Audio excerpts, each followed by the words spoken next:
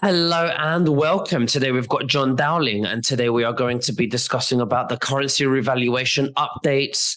Apparently, we're very, very close. The banks are just, they're collapsing, and we're going into the new financial system, and things are about to blow. Other than the fact that we've heard Donald Trump recently say that he wants to expose the election fraud of 2020 to the public, it's all happening right here, right now. John, thank you so much for joining me. How are you and what have you been up to? Well, thanks as always, Nicholas, for having me. It's always an honor and a privilege. I appreciate the opportunity to share with your viewers information. It's been very frenetic. Just opened up a Rumble channel and just been kind of connecting with some of my subscribers, keeping them abreast of what's going on, addressing questions, and at a frenetic pace, and getting ready to celebrate Thanksgiving holiday and traveling here shortly. Absolutely. Very exciting. I'm looking forward to that. It will be my first ever Thanksgiving in the United States and ever in my life, actually, because we don't celebrate it in the UK, but I'm very excited. Okay, great. I know you've got a presentation that you'd want to follow, and my viewers love it when I just go straight to the point with my guests. So why don't you go ahead and share your screen and let's go through the presentation. Absolutely. Sounds good. Let me cue this up here. Just bear with me a moment, as always. There we go. Let me know. Can you see the full screen, Nicholas? Yeah, I can. Yeah, there we go. Great. Okay. So for those of your viewers who are familiar, they kind of know the matrix outline of this. This will be good for them as a brush up, and for those who are new, they'll get a cursory overview. So I've been calling this the year of closure because I've been getting from my team that I work with, because I don't do this alone. There's too much stuff to do by yourself. That this was the year of closure, of things coming together and cementing for what we're waiting for to take place. So this is, again, God's wealth transfer specifically for his children and those who are givers. And this is the latest update as of November this year. Okay, so some of the topics of discussion, Nicholas, are going to be the overall progress that we've been making to this point. There's a lot of activity, obviously, has been transpiring. We're going to talk about the asset and wealth protection aspect, oil in the Middle East, how things are, historical replication is going to repeat itself, and Kuwait 2.0 is a seminal example, and then wealth transfer news. We're also going to touch on the Office of Foreign Assets Control and how that plays a role in letting people know that a lot of arrests and corruption are being dealt with on a daily, weekly basis, and how that translates to the USA in international cleanup. And also preparing for a very bright and healthy future across the board, physically, financially, spiritually, and so forth. And as always, we'll wrap up with a self-analysis, some critical touch points, and a focus. And then obviously I'll turn it over to you. Great. So here's sorry. No. I was saying just great. Thank you. Oh, no, you're welcome. Okay, so this is sort of a prophetic message that my team has come across. And we heard the Lord say, welcome to the school of the mouth. There's been a overarching theme, Nicholas, from a biblical standpoint, about being very careful about the words you say. We talk about in the Christian community speaking life. James 3 talks about there's life and death in the power of the tongue, right? And so Proverbs talks a lot about that as well. For example, Proverbs 12:18, careless words stab like a sword, but wise words bring health. One that's talked about in my church quite a bit, that's on our front message center, is as a man or woman speaketh, so they become. Proverbs 16:23. So it's very important that we guard not only what we think, but what we say, because a lot of times I see people in this community talking about, I'll never be wealthy, or I've been poor my whole life, or this, that, the other thing. And while that's understandable, that's not going to engender, the wealth that we're all anticipating, right? We have to prepare before it arrives, not when it's here. And that's going to be kind of a parting thought that I have for you at the end of the presentation. Okay, so with that in mind, let's go over some of the international progress that's taken place since we last spoke, Nicholas. There's a global alliance is working, as we know, on the swamp cleanup, beginning behind the scenes with President Trump since his world tour in 2017. Benjamin Netanyahu refused to comply as Israel was infiltrated by the cabal and the Khazarian mafia. Putin has completed a lot of cleanup of Ukraine. He's already begun that in Israel. And we're going to talk about where that extenuates to the next step later on, publicly indicating the blame for the problems in Israel goes to the West, specifically the deep state. Putin and Xi of China are openly working together, as we know. Xi is cleaning up a lot of Taiwan. That's going to be a hint of what I'm going to be talking about a little later. Specifically, basically what they did, Nicholas, as you know, in Ukraine is being replicated in Israel, and there's going to be continuing in the areas of trafficking, money laundering, and corruption. We know the Biden family, we know their history, and that's going to be for some of the people who are watching the mainstream news who still are really unaware of just how duplicitous they are. That's going to be revealed to them here in the coming days and weeks ahead. BRICS countries are continuing to establish a new gold-backed world currency as the standard. The US dollar will no longer be the world currency. The Federal Reserve is now closed. I've shown on some of my podcasts in the past video and picture footage where the US Treasury, the Federal Reserve building has been tarped and is being summarily taken down. The US Treasury has been in Reno for a few years now, and that's taking over more and more as this process continues. Certainly something you're familiar with, Nicholas, the corrupt British royalty and Vatican have been taken down, and that's going to become public knowledge overseas as well very shortly. Okay, so we're talking here now in the US. I'm sure you're obviously familiar, Nick, because I've seen your shows deal with, Q and gematria decodes. So we're going to kind of touch on that a little bit. If you look to your right, we included an example of a gematria decode. For those who don't know, gematria decode is it's an Israel-based or Hebrew-based rather, a way to decode through messaging of certain comms that President Trump will use. So what you do is you take the first and last line of a quotation, and that gives you the number, which associates with what the communication is. So you see here, Trump applauds Mike Johnson, the new Speaker of the House, for releasing the January 6 footage. That equates to 633. 633 in layman's terms says down goes social media. So I have put on my phone a while ago from a military friend of mine that recommended it, the Signal app, because it's thought to be that will be, if not the only app that's working when all the communications go down in the blackout. And then you see here, you timestamp it to 10:25 a.m. You go to Q post 10:25, and he redacts over the old post. Thank you, Patriots. Keep it up. Keep up the good work.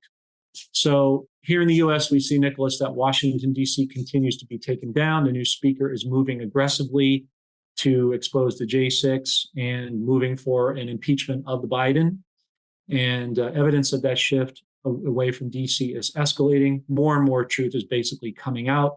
We're seeing more indications in the public format of the national and global legal financial system shift with the U.S. debt clock.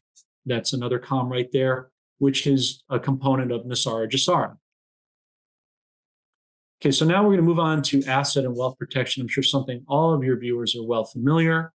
And as always, I've recommended, and many other people, to get physical gold and silver, get whatever you can afford. If your budget is limited, which many people, and that's the case, then get silver.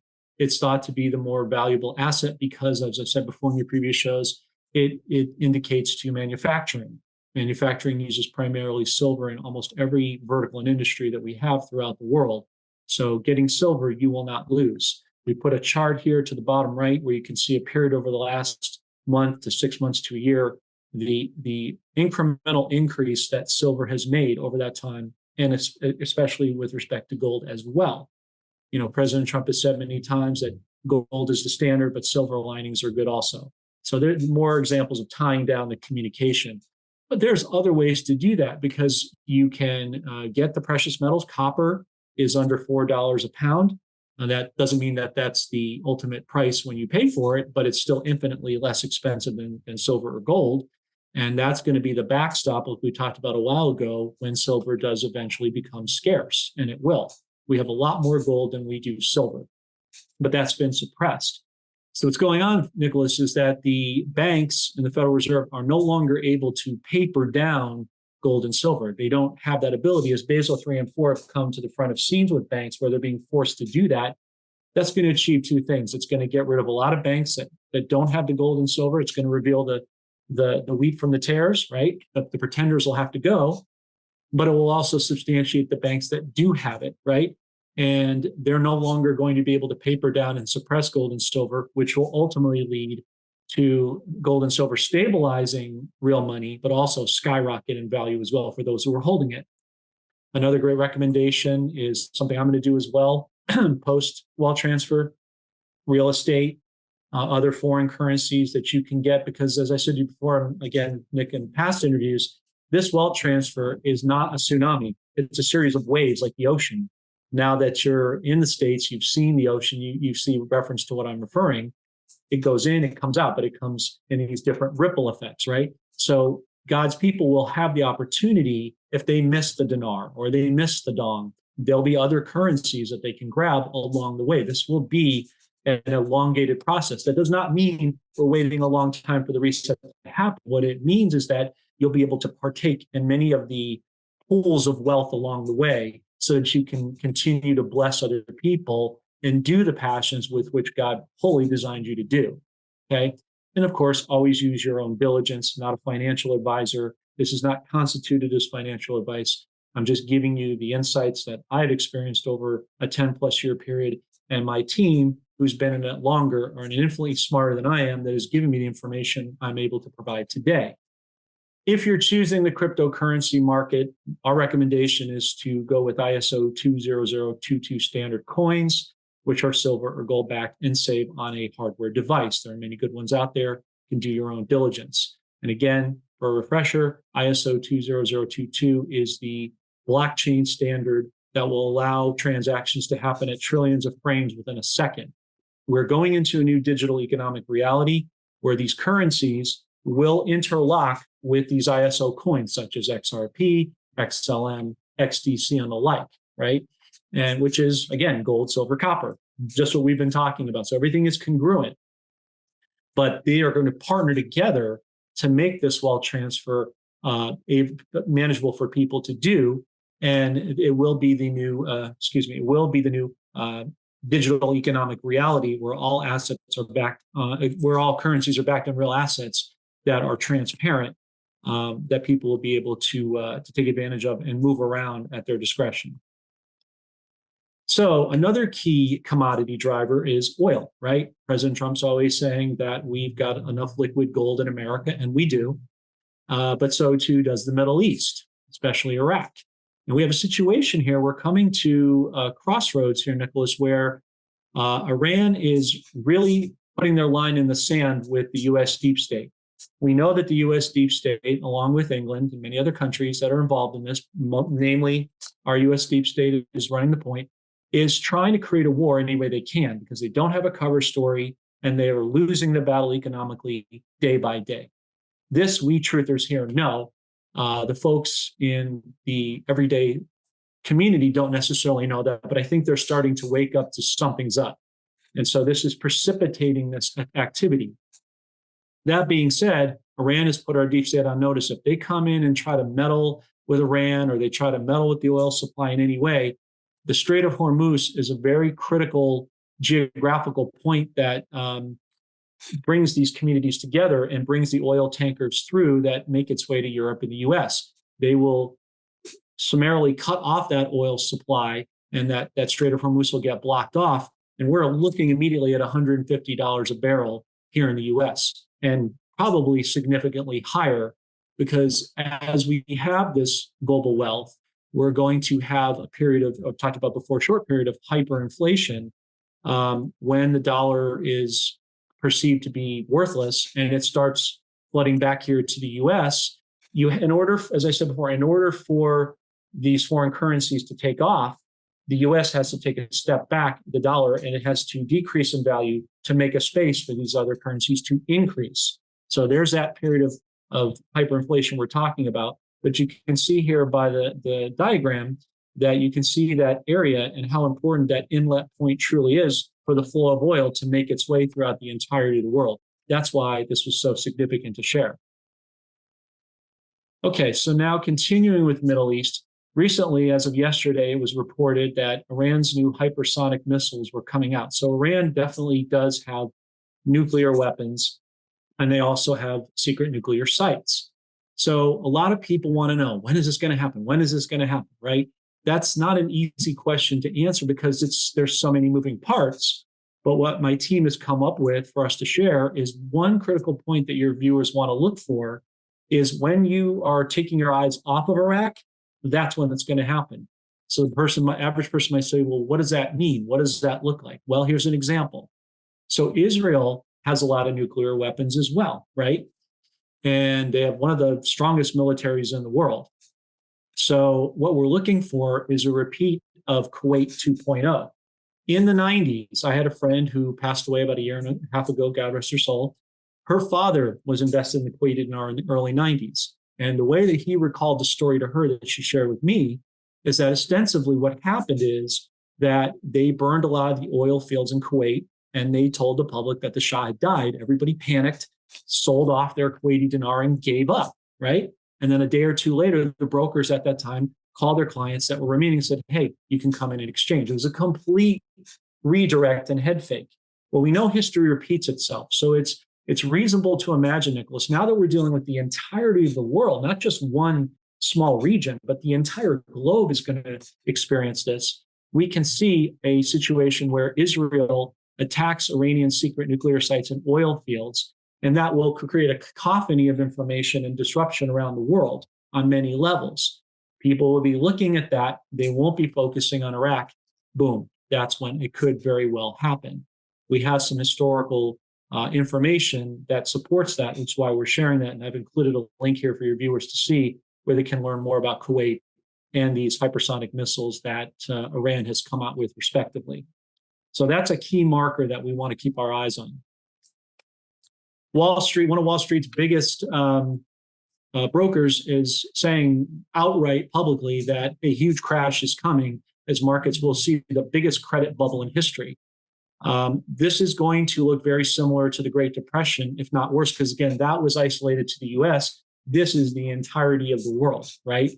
So we're going to see a dramatic, could be a flash crash of 50%, but at some point here soon, and I'm thinking the first quarter of next year, from what I'm getting from my team, we're looking at a roughly 80 to 90% stock market drop, and the same thing in real estate. We're already seeing the commercial real estate. I don't know how it is over there in Europe, but here in America, we're already seeing a precipitous drop of commercial real estate all the time. So you can't have a situation realistically where you have a reset, you have a stock market crash, but the real estate doesn't follow suit. It has to. And there's a reason for that, Nick. And the reason is a really simple one. For God's people, you're going to get the wealth transfer, but you're also going to get the purchasing power. So God's people will be able to buy up real estate, other commodities, precious metals, weapons, things of that nature, heirloom seeds on the cheap, and be able to take advantage of that. It's the best P&L statement you'll ever see in your life. But Wall Street is clearly coming out now and being more and more transparent than they've ever been because the writing is on the wall. We're looking at a situation here at the Dow Jones, Nick, where we're having what's called a melt up. We're going to see a surge in the dollar and a surge in the stock market for a short period of time. But then that's the last hurrah to the party. And then boom, it's going to go down dramatically and get reset to what its real value is. We can also see here, as of, I believe, yesterday, France is looking to join the BRICS, which is interesting because Macron is supposed to make a scheduled meeting to the Prime Minister al-Sudani in Iraq here at any moment. We're waiting for that. We're also waiting for Prime Minister Erdogan of Turkey to make a visit, or Sudani makes a visit to him to sign the oil and gas law. It's known as the Hydrocarbon Article 140 gas law. And all that really means, Nicholas, for your viewers, is that it allows for oil credits to be evenly distributed between all the factions of Iraq, the Shiites, the Sudanis, and of course, ultimately the citizens, because they're going to get oil credits as well as a level exchange rate for the dinar, unlike the impoverished number it's been suppressed up to this point.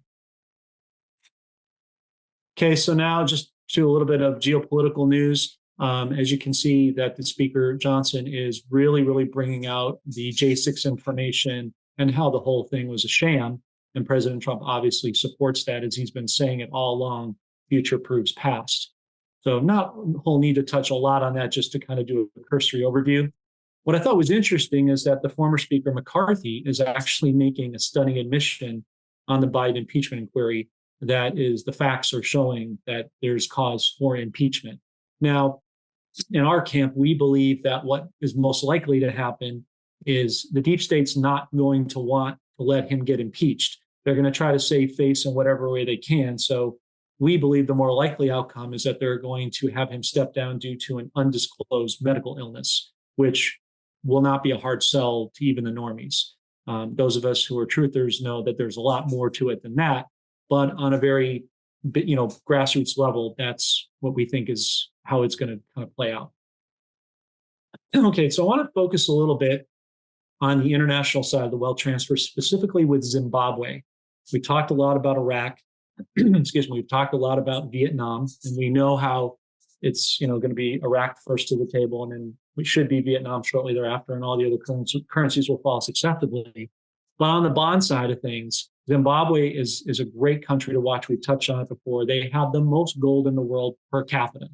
If you go back to the original Bible, in the Ethiopian Bible, they gave their tithes and offerings in gold and silver. So this is nothing new under the sun. They've always had the gold. It's just been suppressed from the people, just like a lot of other countries enslaved with corruption. Nelson Chamisa is somebody we want to watch. He's currently the finance minister, but he was elected by the people. Most people don't realize that. He even met with the Chinese elders, not on the CCP side, but on the Republic side, the good side, right? There's parallel economies, there's parallel leaderships as well. So he already met with them, and they expressed a great interest for him to lead and win and bring back the gold standard, just like is happening successively in pockets around the world, which I'll show in a minute. He is a Christian. He is absolutely representing the people in a godly, forthright way. And he has made it clear that when he is restored back to his rightful place, just like President Trump, as we see the countries copy each other, right? We can see this replication everywhere along the line, that he will restore the gold standard, which is going to restore their bonds and their Zim dollars. And they also, as you noted, Nick, they came out recently with a gold token. So that's an excellent sign for this indicator. It also helps them in the digital marketplace as well. Just touching base a little bit on the crypto side with XRP. So they're embroiled in a case right now with the SEC. They've already won the primary one. What's happening right now is that they're just waiting for Judge Torres in New York, the same judge that said that they are a currency, not a security. That judge has already shot down any appeals. We're just waiting for the SEC to finally concede and wave the white flag. There will be a settlement at some place here in the near future. Don't know exactly, obviously, the timeline for that, but I think it's sooner than later. And that's going to force the SEC to take their hand off XRP, and you're going to start to see XRP move at a specific price point to be determined later. I think it'll make everybody smile. Let's put it that way. And it's going to force Gary Gensler to step down in disgrace, because he's been part of the corrupt cabal for a long, long time. He's been in bed with Ethereum, keeping that monopoly going. That will no longer be the case. As you can see on the right here, we put an article about ISO 20022. Yesterday, it officially took place in Japan. Also, Nick, watch Japan, because they're a large holder of two key things that most people may not be aware. Some may not. They're holding our U.S. Treasury notes and our bonds, but they're also holding dinar and dong. So they have a very vested interest in this. And they're going to be one of the countries that dumps those treasuries along with several other foreign nations that will precipitate what we're waiting for. So on one of my recent shows that I did on my channel, we talked about the OFAC list, the Office of Foreign Assets Control. That's the financial cops that govern the compliance of which nations get to play ball financially and which ones do not. I was not able to share that link because it's so large in nature. So what we did, as promised, I told them on the program I was coming with you that we were going to give a snippet. It explains a little bit here that people can see specifically what they do. And what they do is they go alphabetically by country, and all the people that are arrested or have their assets seized and frozen. And as they get deposed or taken to jail or executed, whatever happens with that, then they refresh the list and they go to the next set of people because there's so much corruption. It's almost incalculable. To tell you, Nick, going through this document, to date there's over 1,900 pages right now as of this week of arrests and seizures of assets. The point of this is for people who say that nothing's happening or they don't see the arrests or when is justice going to be brought to bear. It's been happening behind the scenes. They just don't advertise it. But this gives proof to the fact that they absolutely are taking down corruption. As President said, draining the swamp, he meant it on an international, massive scale. And this is just a small snapshot of proof to that effect. So cleanup is happening, as we said, all around the world: Brazil, France, US, and Iraq. Iraq has said in our last discussion, Nick, as of January 1st, no dollars US are allowed in or out of country. So if you're a businessman doing international travel, you're going to have to work with the dinar. They're doing massive cleanups of money laundering, specifically with the US dollar. There's lots of channels out there alluding to that fact. I've seen some of the arrests online that have taken place with some of their corrupt cabinet members, just like here, that are taking payoffs in US dollars. That stuff is going to go away. They're going to be forced, whether they like it or not, to live and subsist on the weight of the dinar, and it will have the assets in gold and diamonds and other precious metals that they have under the sand to carry that. They just won't be able to live the old way. So that's a good thing ultimately for we the people. We see Netanyahu is being dealt with. Trump has brought him out into the light. We already know about Biden. So again, countries copying each other with parallel corruption throughout the world, right? There's going to be no escape for these guys. There's not going to be any deals, any payoffs. I know some people believe there will be, but they won't. There's a new sheriff in town and there's a new day. And so a new mindset about the corruption is needed just as much as it is for the wealth transfer. So if we're not taking care of our health and we're not taking care of our well-being, then all the wealth in the world is ultimately meaningless. You hear people say all the time, you have nothing if you don't have your health. So we kept this up because we're not necessarily endorsing this company. We're just using an example of one of many great companies, but we encourage people to get non-GMO heirloom seeds. This one company has over 480 varieties, but it's going to be necessary for people in the future to become their own central bank. Nicholas, as you know, that is the seminal point that I'm going to drive home to your viewers today. Is the whole goal of this wealth transfer is to become autonomous, self-sufficient. We know a lot of people want to do that, and rightfully so. Break out of the matrix, become your own central bank. We believe that in the next several years, physical banks won't even be necessary. You see Wells Fargo just laid off 13 branches this past week, major branches. Citibank is announcing massive layoffs, over 2,000 plus layoffs, the most in the last 25 years. I have a friend at Schwab who reported to me that they have 2,000 to 3,000 layoffs this month alone. He said it's unprecedented. So we're seeing this go across the board, right? So eventually banks won't be needed. We will be able to barter peer to peer. If you think about it, if you use Venmo or Cash App or Zelle or PayPal, that's what you're doing. You just have a middleman. In the future, you won't have a middleman. You and I, Nick, could trade in gold or silver or crypto or seeds or whatever we want, and trade our talents. If you're good in marketing and I'm good in sales, or I'm good in business development, whatever it is that we need, or manufacturing, we can trade that off peer to peer.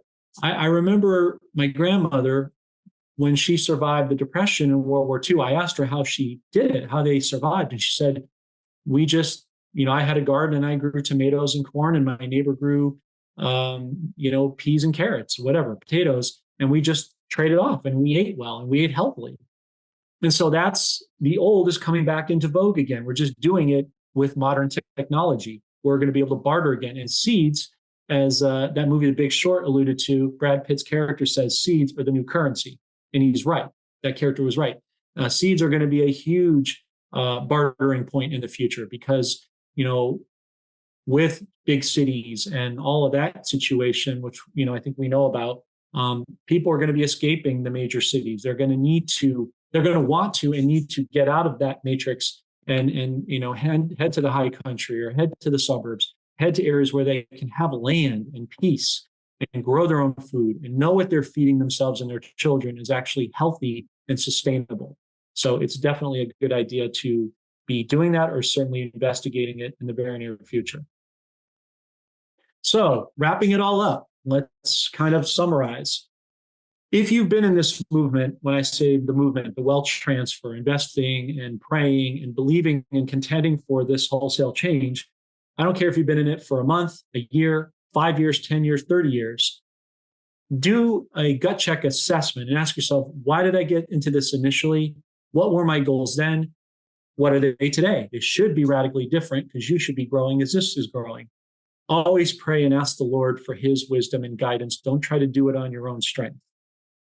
Cast off ego and greed, remain in service, because this wealth transfer isn't about how rich we can get and how avaricious we can be. It's about how we can use our talents to bless others. Because at the end of the day, people want to be useful. They want to be in service. They just want to be able to do it in the things that they're good at, that they actually like. And that's really, I think, what it should be about at the end of the day. And then the big mindset change, Nicholas, that can't be overstated enough is having a spirit of faith, not fear.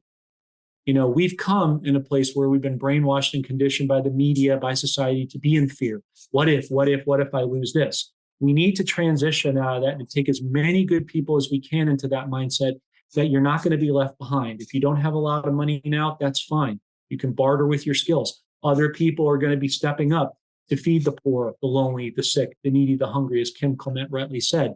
People just need the opportunity to do so, and they're about to get it. And lastly, just praying over our country, as it is God's country, and he aligned us to be with the original people of Israel. I want to pay homage to Kim Clement, who called a lot of these prophetic statements and words and prophecies years ago. They came to pass. He called President Trump back in April of 2007 would be the president, and he lived to see it come to pass before he died. And of course, one of my favorite verses, Hebrews 11:1, that faith is the substance of things hoped for, the evidence of the things not yet seen. That's the key word. And with that, I'll turn it over to you. Well, thank you, John Dowling, for all that information. That's very interesting. I think the wealth transfer is something biblical, because we're being into, it's the transfer to the people from the globalist elites. You mentioned the dinars and the dongs. If we could discuss that a little bit. So, sure. Why? When are you expecting for this to happen? Are you talking about the dongs and the dinars are revaluing, level playing field with the dollar? Well, there's no doubt they will be, because like I said before, this is an east-west reset. Let's go back to the wealth of the wicked being laid up for the just. So you have the corrupt, we know. Their power time is ending. I think it's already ended. It's playing itself out in front of the scenes, drip, drip, drip. So you have the dollar stepping away, and you have these currencies powering up in the digital asset realm, coupled with the power of the BRICS. So people are running away from the deep state and running into the BRICS for safety, so they can power up their currencies in the assets, or whatever is going in the ground. Could be nuclear power, fission, could be produce, it could be physical metals, whatever it is that they produce on their own. Yeah, that's going to be what substantiates the economy. As far as, yeah, sorry, no, it's fine. Go ahead, please. I was gonna. Oh no, you was gonna say, as far as what was you gonna say, the rates? Well, yeah, I don't. People that know me know I don't do dates and rates. I do events. That's why these presentations are the way they are. Are we coming up on it? Absolutely.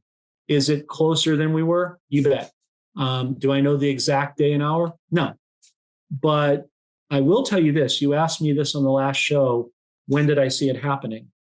And I got 3 confirmations from people that I trust personally, that I've discerned and prayed about, that they have heard from the Lord by January 1st. By January 1st, keyword. That means that things have to wrap up summarily the remainder of this year. The world will look entirely different. Does that mean that by January 1st it's all done? No. But does it mean that things are going to look radically different? Yeah. How that will play out exactly, I don't know. That's for God to show us. Our job is just to be obedient and follow the process. But things are going to look radically different, Nicholas, from the rest of this year into next year. Absolutely. Well, I'll be leaving the link below for anyone that wants to invest in dinars. I mean, how much do you think is a good amount to invest, John, for this? Good question. That's a discernmental issue for each person. Some people, I think the way to answer that question would be, how much wealth can you manage, right? Because it's not what you make, it's what you keep. Some people here, are going to be fine with $1 million. Some people here have projects and initiatives and things where they're going to need 100 million, a billion, whatever. So it really depends on what you want to do, what your long-term vision is, and what can you safely manage. Not everybody has the same wealth tolerance, right? Some people, they can't handle more than a million. That would destroy them, right? Other people have a more robust wealth tolerance, like you and I, because we know what our projects are going to be, and we know the long-term picture. We're everybody's business savvy level is different, is what I'm saying. So I would invest what you feel comfortable to the rate of what you think you can manage, and that's why I say look at your plans. Where were you when you started? Where are you now? And it should look radically different, because as we grow, this cycle grows accordingly. Absolutely. Well, John Dowling, thank you so much for sharing everything with us today. I will leave the link below so that people can buy, dongs and dinars and Zimbabwe notes as well, which are government bonds, which will be released for humanitarian projects. But John, thank you so much. Is there anything else that you'd like to say to the viewers before we finish? I would, and thank you for the platform to do so. Ladies and gentlemen, we're at a seminal moment in this process, whether you know it or not, or believe it or not. I talked earlier to you about investing in, precious metals and land and heirloom seeds and those things of that nature, things that put you in a position to be self-sufficient and your own central bank. If you're thinking about doing any of these things, if you're on the fence, do it now while you can. It doesn't matter if you buy $20 worth or $10,000 worth, get in the game. If you're in the game, improve your position, because this is a lot like being on a battlefield with landmines. You don't know when it's going to go off, and you want to be ahead of it when it does. You don't want to wait until it happens to take action. Do it now. If you're thinking about getting currencies or metals or heirloom seeds, more food, more water, more munitions, whatever it is that you've got on your checklist, do it now while you have the opportunity before that supply runs out. Absolutely. Well, thank you very much, John, and you take care, and we'll speak very soon. God bless you. You as well. Happy Thanksgiving. You too. Happy Thanksgiving.